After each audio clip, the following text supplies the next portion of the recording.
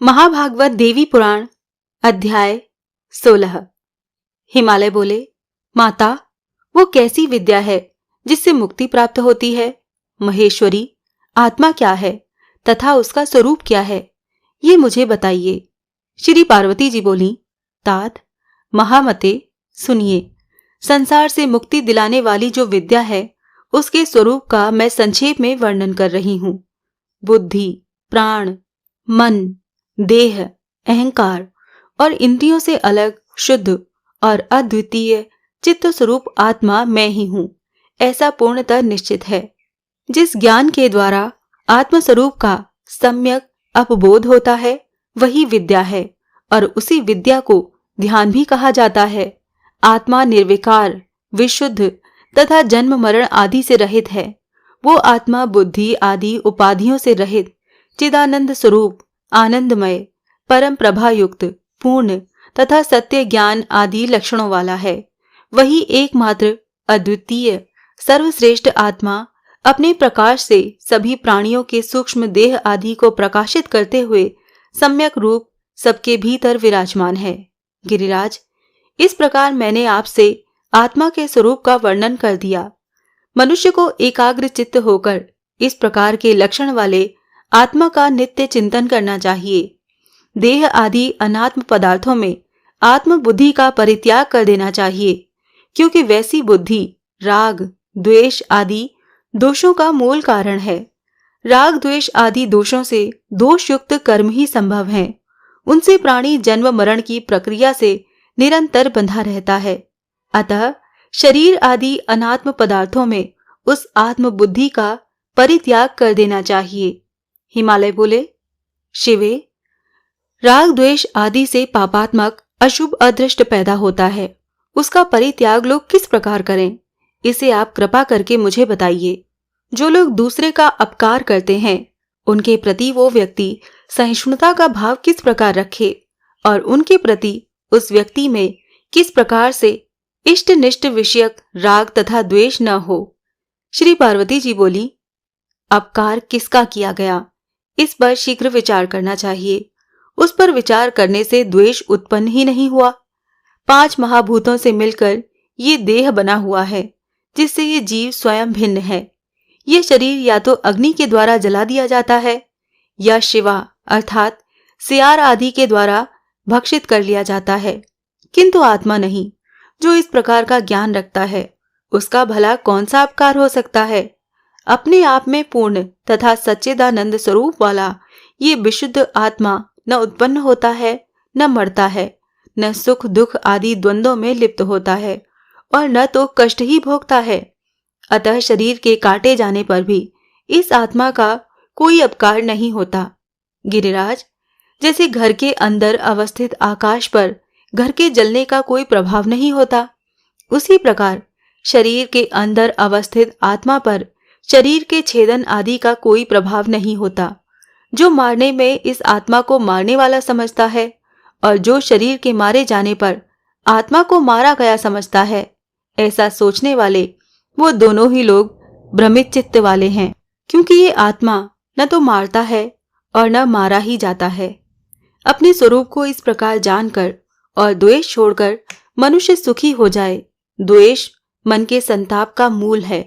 द्वेष सांसारिक संबंधों को भंग करने वाला है और द्वेष मोक्ष प्राप्ति में विघ्न उत्पन्न करने वाला है। अतः प्रयत्न पूर्वक उसका परित्याग कर देना चाहिए। हिमालय बोले, देवी, यदि देह तथा परमात्मा स्वरूप जीव का इस लोक में अपकार नहीं होता और ये दोनों दुख के भागी नहीं होते, तो फिर जिस दुख का साक्षात अनुभव होता है वो किसे होता है? महेश्वरी, इस शरीर में दुख भोगने वाला दूसरा कौन है? यदि मुझ पर आपकी कृपा है तो आप मुझे इस विषय को यथार्थ रूप से बताइए।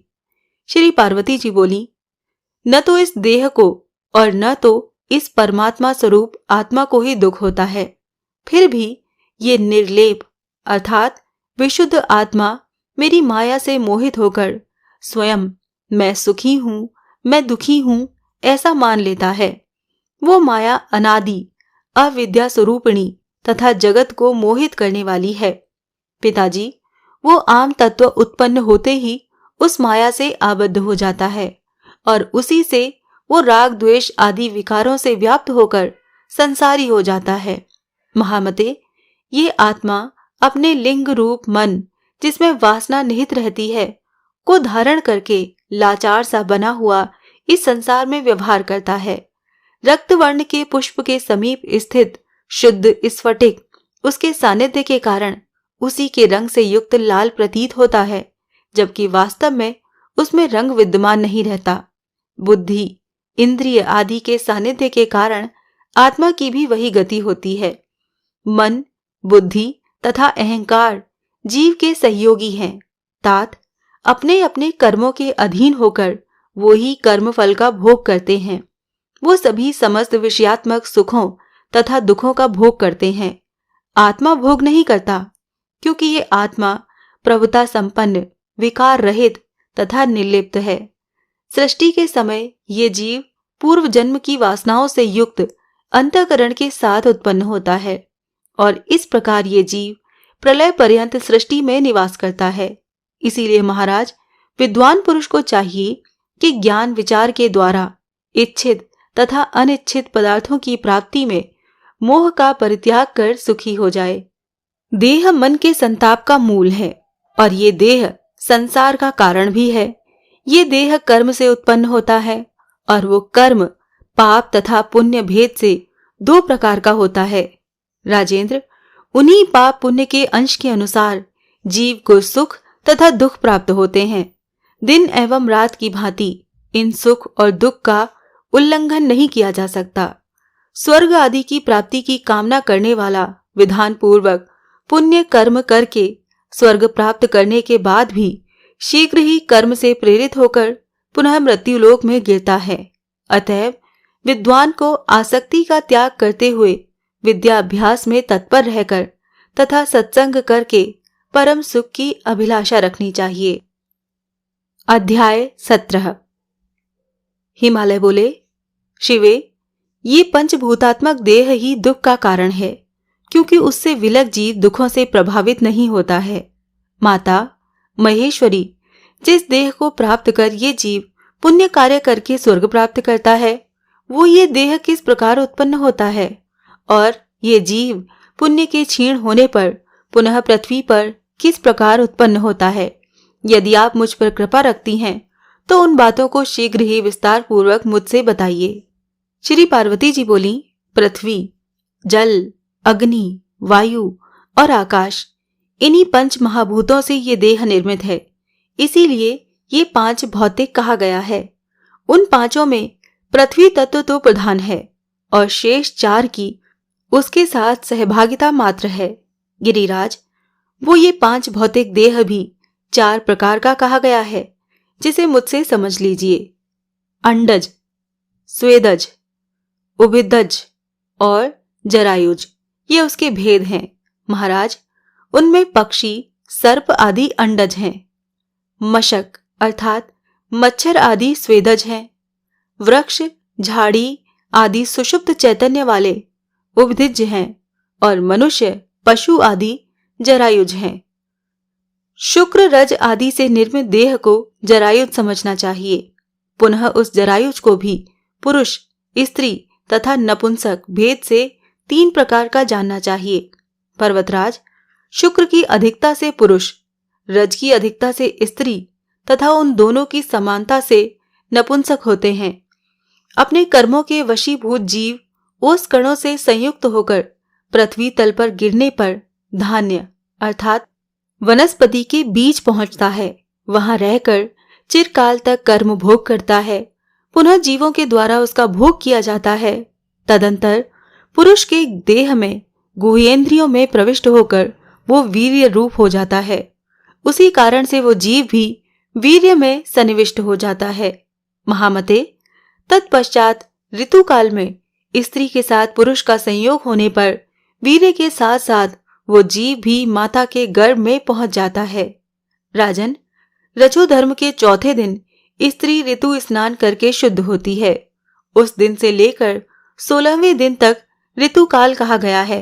पर्वत श्रेष्ठ, विषम दिन में समागम करने से स्त्री और समदिन में समागम करने से पुरुष की उत्पत्ति होती है।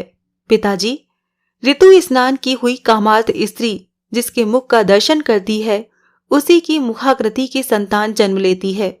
अतः स्त्री को उस समय अपने पति का मुख देखना चाहिए। महामते, वो वीर्य स्त्री के योनि स्थित रज से मिलकर एक दिन में कलल अर्थात अवस्था विशेष बन जाता है।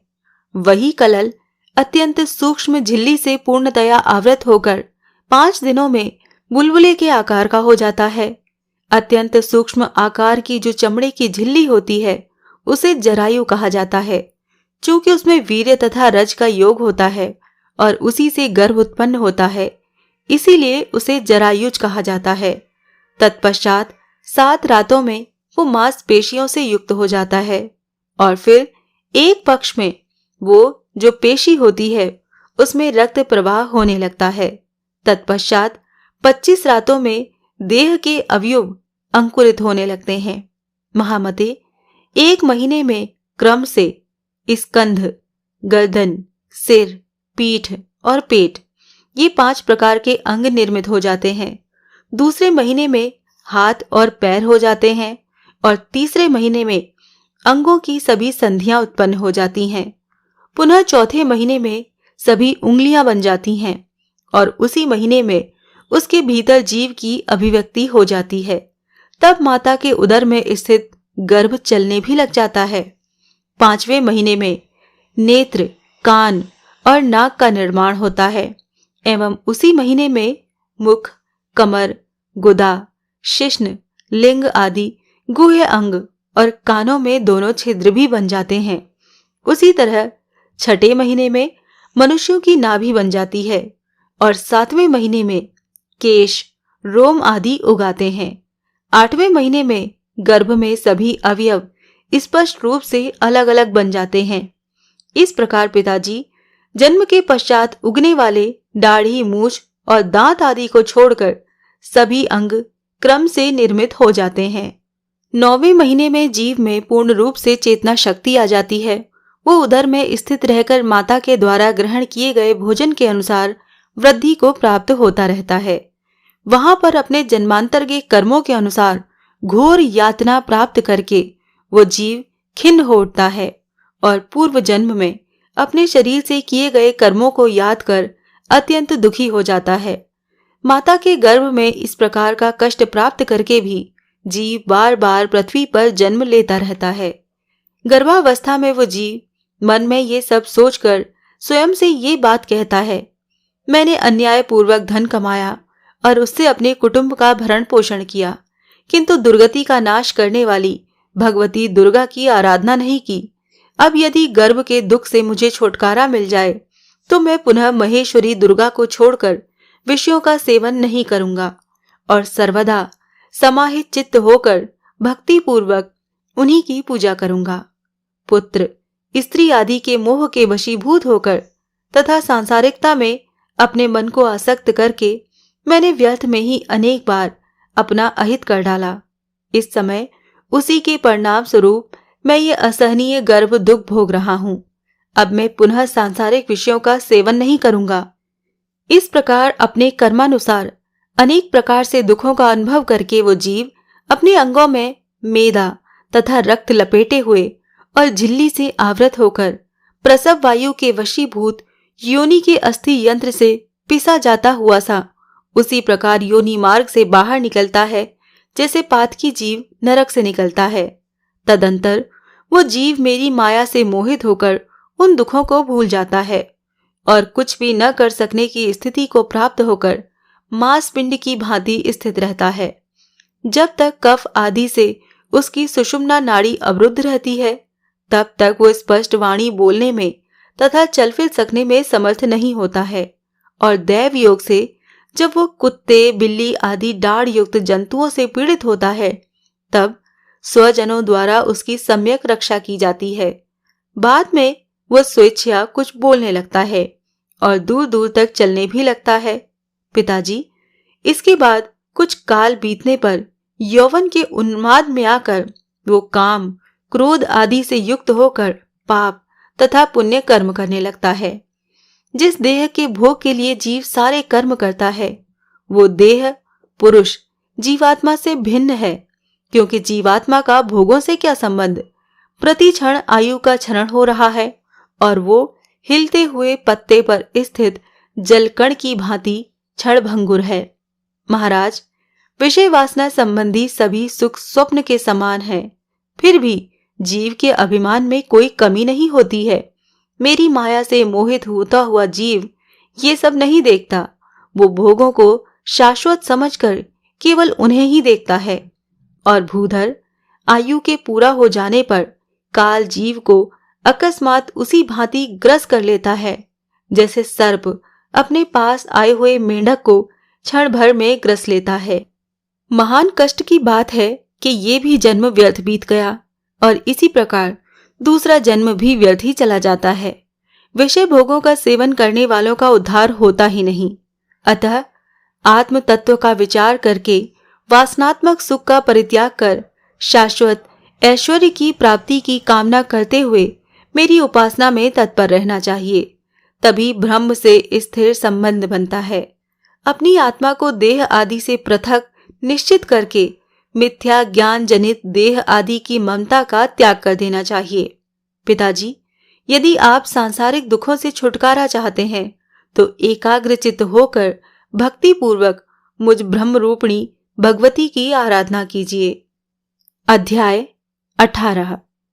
हिमालय बोले, देवी, यदि आपका आश्रय ग्रहण न करने वालों की मुक्ति है ही नहीं, तो कृपा करके मुझे ये बताइए कि मनुष्य किस प्रकार आपकी शरण प्राप्त करे।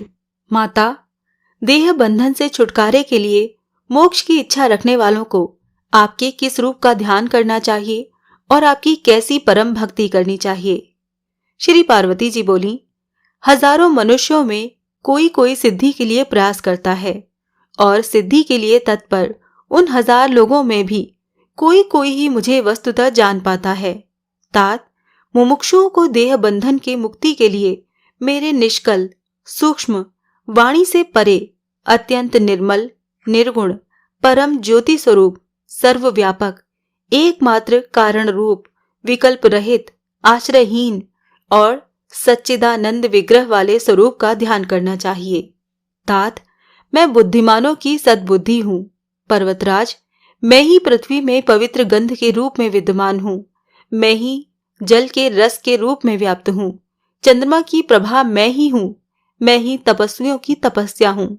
सूर्य का तेज मैं ही हूँ और बलवान प्राणियों का काम राग आदि से रहित बल भी मैं ही हूँ। राजेंद्र, मैं समस्त कर्मों में पुण्यात्मक कर्म हूँ। छंदों में गायत्री नामक छंद हूँ।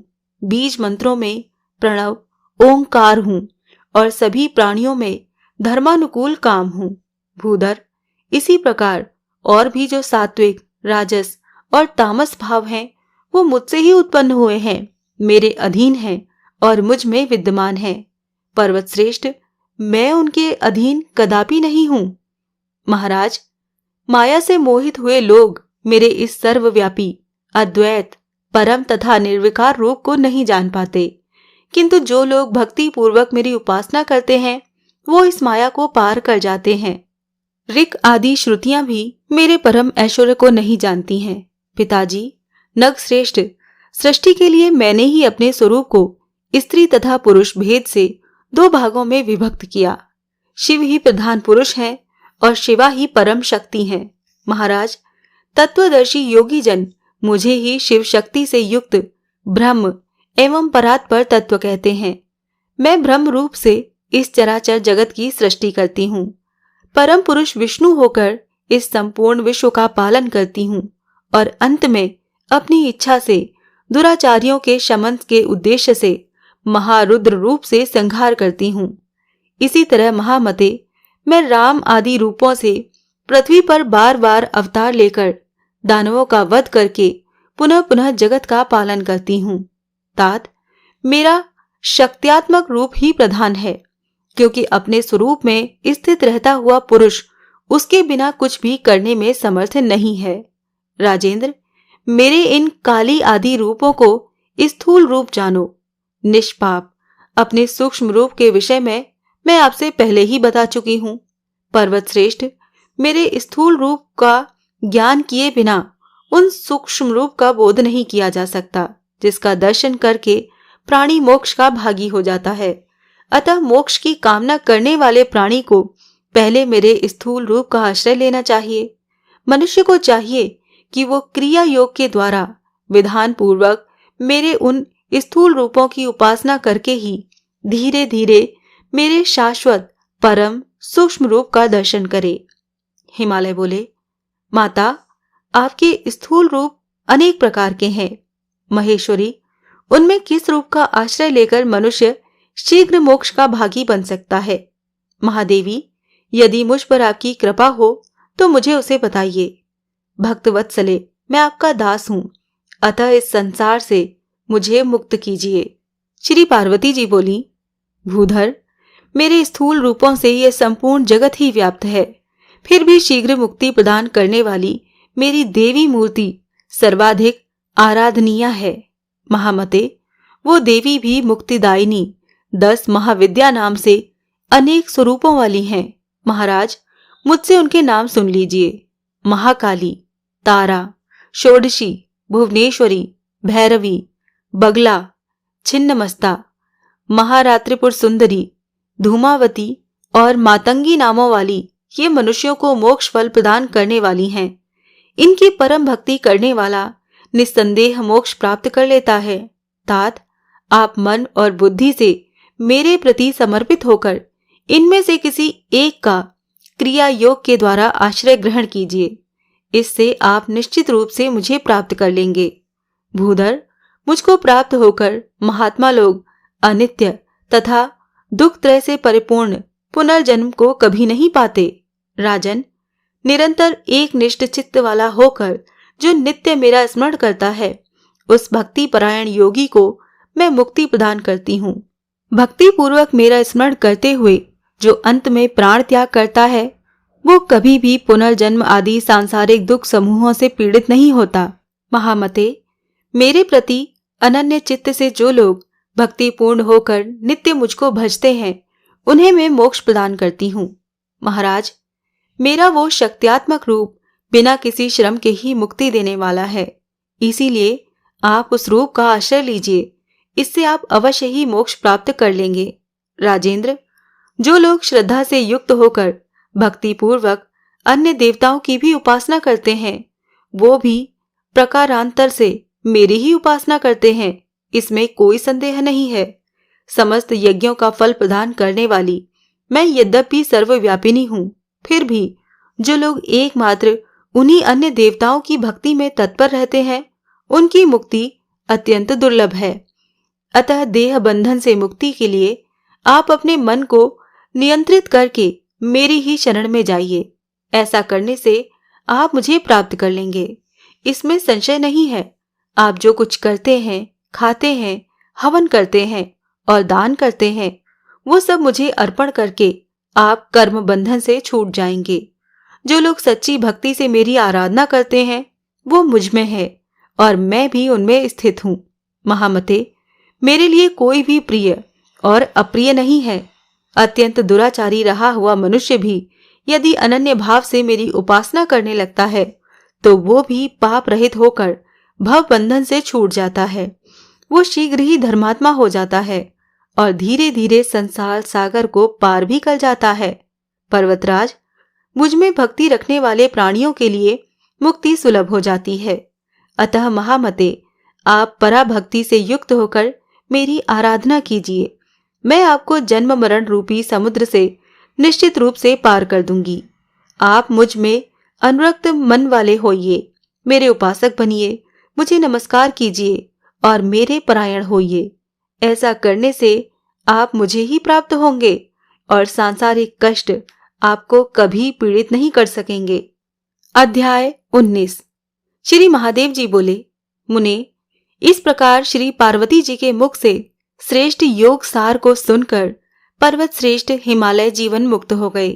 वो महेश्वरी भी गिरिराज से योग का वर्णन करके लीला पूर्वक सामान्य बच्ची की भांति माता का दूध पीने लगी। गिरिराज हिमालय ने भी अत्यंत हर्षोल्लास के साथ बड़ा भारी उत्सव किया जैसा किसी ने कहीं भी न तो देखा था और न ही सुना था। छठे दिन षष्ठी देवी की पूजा कर 10वां दिन आने पर पर्वतराज हिमालय ने उनका पार्वती ऐसा सार्थक नाम रखा। इस प्रकार तीनों लोकों की जननी नित्य स्वरूपिणी श्रेष्ठ प्रकृति मेनका के गर्भ से उत्पन्न होकर हिमालय के घर में रहने लगी। नारद, जो मनुष्य पार्वती के द्वारा हिमालय से कहे गए उत्तम योग का पाठ करता है उसके लिए मुक्ति सुलभ हो जाती है। मुनिवर, भगवती शर्वाणी उस मनुष्य पर सदा प्रसन्न रहती हैं और देवी पार्वती के प्रति उसके मन में दृढ़ भक्ति उत्पन्न हो जाती है। अष्टमी, नवमी और चतुर्दशी तिथि को भक्ति परायण होकर श्री पार्वती गीता का पाठ करने वाला मनुष्य जीवन मुक्त हो जाता है। शरद काल में महाअष्टमी तिथि को उपवास करके तथा रात भर जागरण करके जो मनुष्य इसका पाठ करता है उसके पुण्य का वर्णन मैं क्या करूं। दुर्गा भक्ति परायण वो मनुष्य सभी देवताओं का पूज्य हो जाता है और इंद्र आदि लोकपाल उसकी आज्ञा के अधीन हो जाते हैं।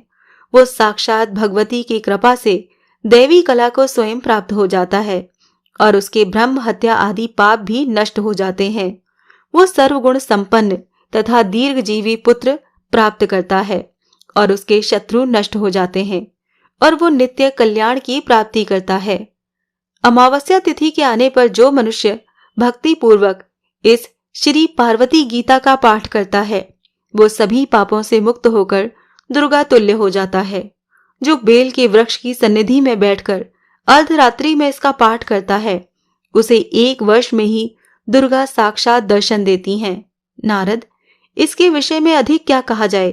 तत्व की बात यह है कि पृथ्वी तल पर इस श्री पार्वती गीता के पाठ के समान कोई भी पुण्य नहीं है। मुनि श्रेष्ठ, इस लोक में तप, यज्ञ, दान आदि कर्मों के फल तो परिमित हैं, किंतु इसके पाठ के फल की कोई सीमा नहीं है।